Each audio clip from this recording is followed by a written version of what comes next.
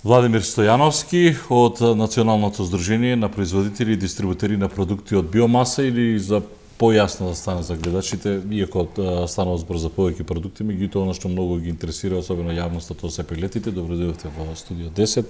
Добро, најдобро благодарам на поканата. Знам дека се подготвувате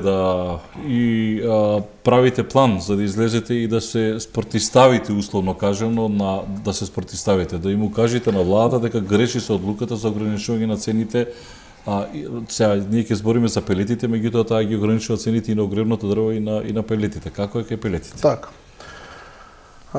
Значи уште од август месец, мала дигресија. Значи, кризата со пелетите почна уште октомври 2021 година, кога имаше одредени покачувања, меѓутоа таа сезона 2021-2022 успеавме да излеземе на крај со некои условно речено нормални и прифатливи покачувања. Меѓутоа, најголемата криза почна некаде од мај-јуни оваа година, затоа што настане огромен дисбаланс на европскиот пазар. Се случија големи покачувања на кои што ние никако како земја која што е увозно зависна не можевме да влијаеме на тие пазари од каде што ние увезуваме пелете.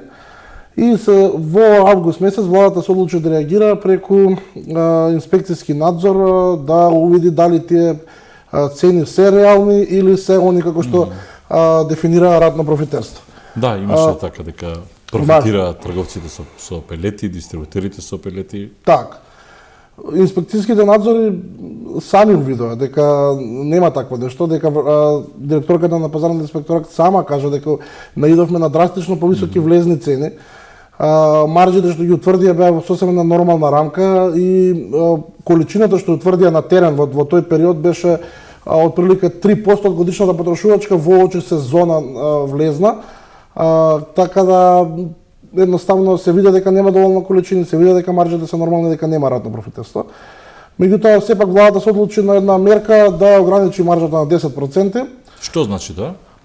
Видете, што значи тоа? Тоа значи дека на влезната цена наша, значи кога говорам влезна цена, мислам на вредноста на стоката, на робата и транспортните трошоци за таа роба да стигне до нашите магазини во Македонија. Од тука натаму, значи без никакви трошоци да се калкулираат, само 10% ставаме и од таа разлика од 10% ние треба да одбиеме трошоци, да платиме вработени, дистрибуција, магазини и све.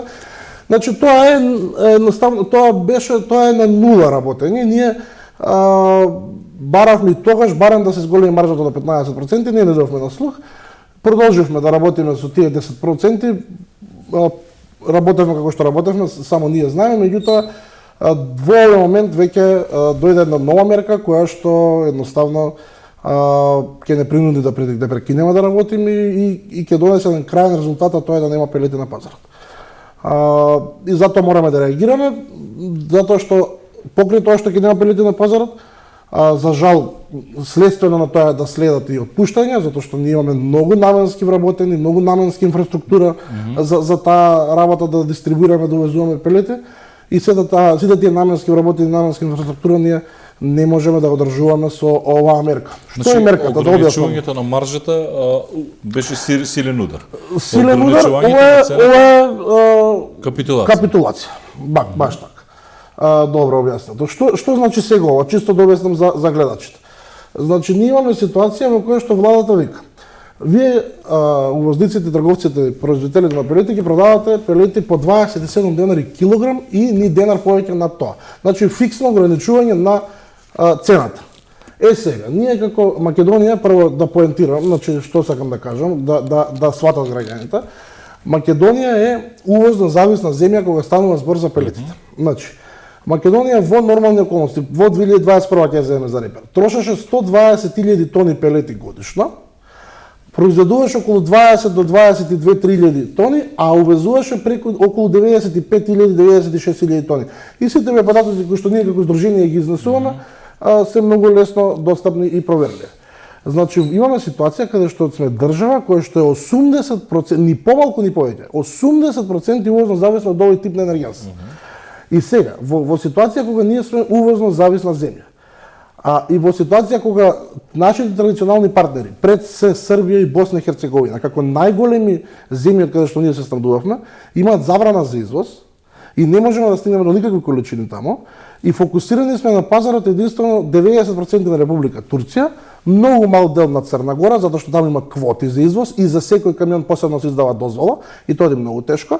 Плюс цената тамо е уште повисока од таа што е во Република Турција, затоа што оди во западноевропските земји, и посебно Италија. И имаме ситуација каде што ние традиционалните партнери, Србија, Црна Гора, Босна и Херцеговина и така натаму, имаме блокада и не можеме да дојдеме до пелети. И се фокусиравме на пазарот на Република Турција, како единствен извор. И сега, тие се пазари, сите тие пазари, значи вклучително и Турција, и Србија, и Црна Гора, и Босна и Херцеговина, се пазари на кои што ние како потрошувачи, како економија, не можеме да влијаваме на тековите случувања што се случуваат тамо. Значи, тековите случувања што се случуваат тамо се диктирани од многу посилни економии. Посебно да речеме во Турција, конкретно и Германија е голем фактор. Затоа што многу пелети оваа година се извезува од Турција за Германија. Само да прашам, зголемен ли е бројот на луѓе кои што користат пелети? Видете, до почетокот на оваа криза, значи за 10 години во константен раст беше побарувачката за грејни тела на пелети. Чисто пак ќе споменам, лани бројките го кажуваат следново. Лани Македонија потрошила 120.000 тони пелети. Кога тоа ќе го поделиме просечно со 2,5-3 тона, ајде ќе одбиеме 10.000 тони за јавни институции, кога ќе ги поделиме 110.000 тони со 2,5-3 тона просечна потрошувачка на сезона по домаќинство, доаѓаме дека преку 40.000 домаќинства се греат на пелети, 40 до 45.000, тоа е податок кој што исто така е лесно проверлив преку Завод за статистика после последниот попис. Значи имаме Турција. Значи имаме една огромна бројка која што се грее на пелети и бројка на граѓани кои што заслужува внимание. Значи, ние исто сакаме да поентираме дека имаме субвенција на градското парно во Скопје и тоа е за поздравување и тоа треба да биде така. Меѓутоа, каде се граѓаните што се греат на пелети? Каде се граѓаните што се греат на дрва? Значи, кој нив ги субвенционира? Што е граѓанинот во центар повреден од граѓанинот во Драчево, кој што нема градско парно и се грее на пелети или на дрва?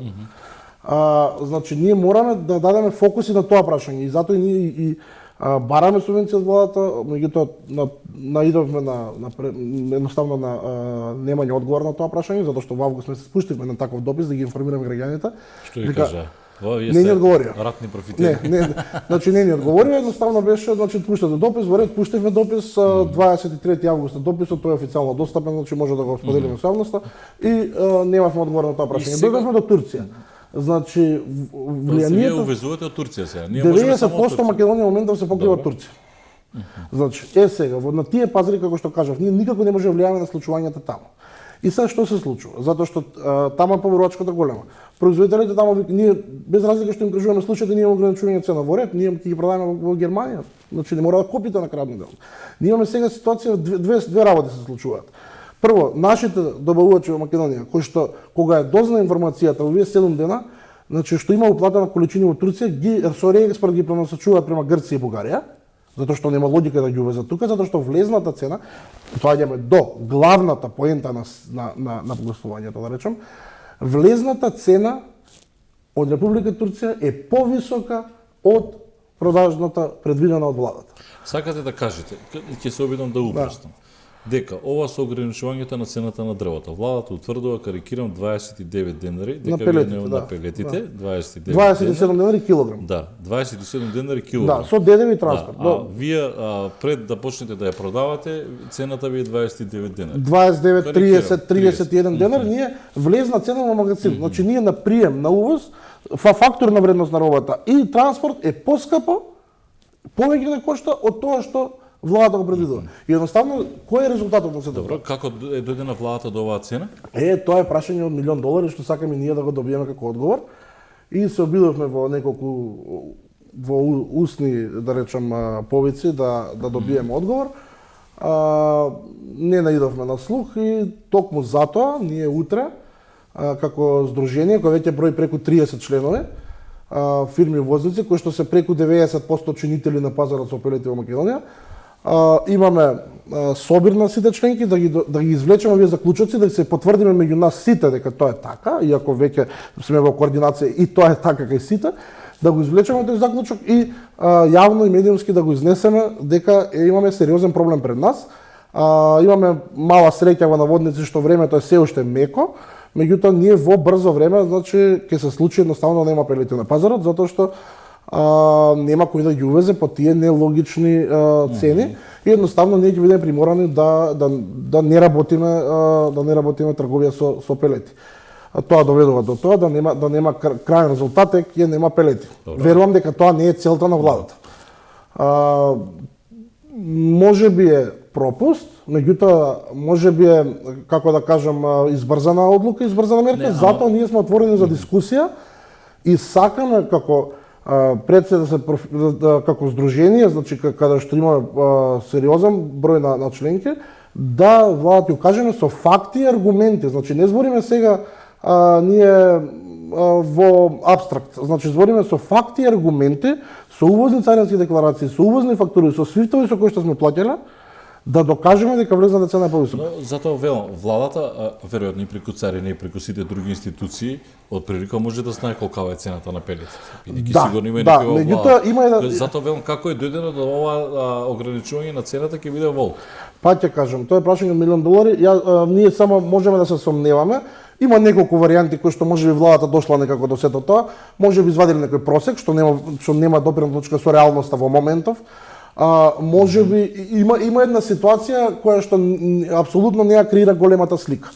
Значи имаме ситуација например во Црна Гора, одредени трговци имале одредени, значи тоа се минорни и занемарливи, значи а тоа владата може да го провери. Количини облатени што мај јуни кои што не успевале заради огромната побарувачка да ги донесат до сега и може би влегле на царина во септември месец. А уплата во мај, што не бе допирна точка со пазарот во моментов. И сега тоа е едноставно креирање на лажна слика. Значи, пазете, што сакам исто да истакнам. Значи, ние како трговци, увозници, кои што функционираме и продаваме пелети, зар мислите дека ние би сакале да биде оваа цена на пелетите? Па ние сме први што би сакале да имаме конкурентна цена на пелетот за огрев, за нели што понатаму граѓаните да се фокусираат на грејање со пелети, да имаат можност да економски исплатлива варијанта за грејање. Значи ние сме први што не сакаме да биде висока цената. Меѓутоа реалноста во моментов е друга. И ние треба да живееме во реално време, не треба да живееме во нешто што е било пред 3-5 месеци и така натаму. Затоа сакаме да добиеме одговор од владата како е таа, дали е воопшто анализа правена? Ќе побарате јавно, барате јавно веќе и средба и одговори од владата. Ако сакам денес да купам пелети, има пелети? Пелети во моментот за жал ние не продаваме затоа што не можеме да продадеме од аспект дека нашата влезна цена е повисока од предвидената продажна и ние треба да стваруваме загуби. Така е со сите трговци? Преку 95%. Па ќе кажам, тоа се едни минорни мали количини каде што може да најдете нешто ситно, меѓутоа тоа во моментов сите, затоа и ќе кажам, сакав да кажам дека утре имаме собир каде што сакаме да ги извлечеме сите, сакаме секој увозник да го слушнеме поединечно.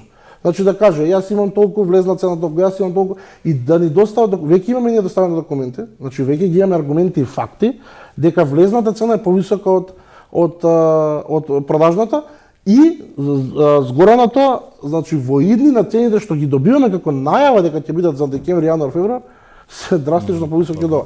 Значи ние дури и да има некои такви количини, што е многу малку, значи ви гарантирам со цел свој интегритет, значи дека нема количини кои што ќе бидат достапни во брзо време. Македонија за 15-20 дена од сега ќе остане без пелети затоа што ние ќе престанеме да работиме, нема да увезуваме по овие цени и тоа ќе биде тоа. Значи ќе се повторам. Никој не сака да биде висока цената, нити ние, нити граѓаните, нити владата. Меѓутоа реалноста во која што живееме е таа. Во моментов ние не може да дојдеме до поевтин пелет.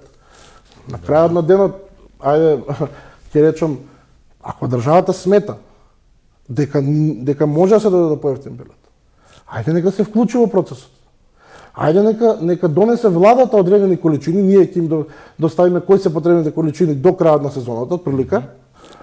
Нека владата на владино ниво успее да обезбеди пелети по пониска цена, нека ни каже за која маржа да ги работиме, ние оперативно ќе ги сработиме и ќе ги однесеме до граѓаните. Благодарам што бевте гостин во студио 10, ви посакувам среќа на ако има преговори, разговори со владата. Ви благодарам многу на поканата и на можноста да споделиме со јавноста и ќе се надевам дека владата ќе ни дозволи да отвориме дискусија и да едноставно заеднички дојдеме до решение како едноставно пазарот би останал снабден со Ќе пелети. биде ова тешка зима, ако остане вака како што видите, ние имаме уште 15 дена пелети, после ќе видиме што и како Така за оние кои што се греат на пелети. Благодарам Владимир Стојановски, Национално здружение на производители и дистрибутери на продукти од биомаса.